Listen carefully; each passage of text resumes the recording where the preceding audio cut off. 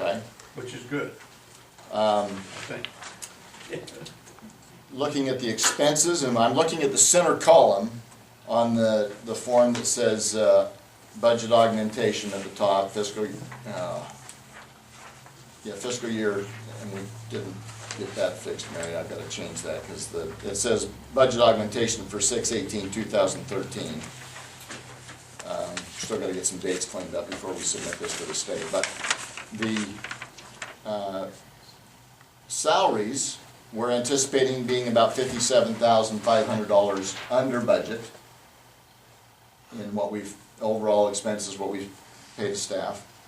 Contracted services is going to be about $546,000 more than we originally budgeted. And the bulk of that is in litigation-related expenses. We do have a reduction in repairs and maintenance, indicated here of anticipating about $149,000. Part of the reason for that is that the money that we were planning to spend in repairs and maintenance has been moved to capital expenditures because it's going into well work that's going to be capitalized, not just maintenance.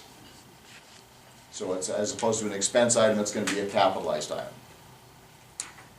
Depreciation is going to be less this year than we anticipated, and that's simply because the bulk of our well work is finalizing this month. We didn't have any way going into the year knowing which month it would finish in, and so I expected to have more depreciation having some of the work done earlier in the year, and it's not. It's finishing right now. So that means depreciation is only going to be for a few weeks or part of a month as opposed to for 6 months or a year. The other significant change that helped us in terms of improving our net income is we had impact fees of $285,000 more than we anticipated, and we had Ordinance 2 revenue of $335,000 more than we anticipated, and $55,000 more in sales tax revenue than we anticipated. So those are three significant items in terms of additional income. So those increases in revenue offset the reduction in water fees, and even the combination of all that offset the increase in litigation costs. So that's what got us to the net benefit that we're at. Are there any questions about any of that? Okay, I will point to you on the other page. There's a cash flow discussion. I just wanted to point out this is just a cash flow version. This is following the state's form, massaging the same numbers. I do want to point out that we had budgeted, if you go down to section D where it says cash flows from investing activities, and we had anticipated purchasing investments of $500,000. We figured that we were going to have one treasury note mature in May, and that we were going to turn around and reinvest that. So we had anticipated bringing money in from the sale of investments and turn around and reinvesting that. During the year, the board made a decision because of interest rates that were available to take some of the money that we had sitting in the Vanguard fund and take that out of the account at Bank of Nevada and invest it where we need a little better return. Bank of Nevada, we were getting, about 30 basis points, and we have been able to do significantly better than that by investing it in CDs. And so that's why we took $1.4 million of that money and invested it. The other thing that I want to point out is that there was $450,000 that came in. We had a bond that was called, or not a bond, but a treasury instrument or a federal government instrument that was called in November.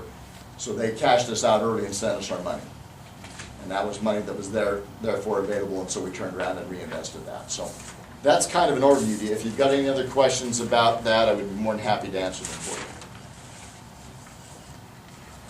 you. Is that clear to everybody? As mud. We have, can you go into our cash balance sheet? We've got, what, $8 million in reserves roughly. So we're not really.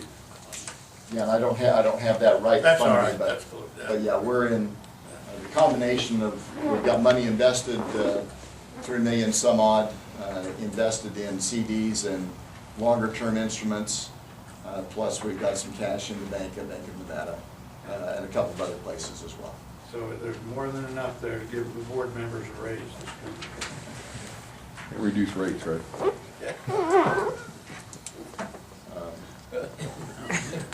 Got a little bit of a fever. See what our study shows. Can I ask Wes a Yes. question? Yes. Wes, on water usage for this upcoming year, what kind of growth factor did you utilize for new construction For this year, for this budget that we're looking at right now, or for the coming one?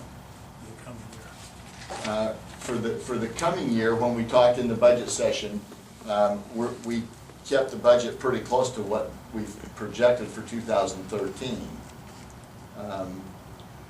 And we had some discussion about Which we're that. gonna fall short of.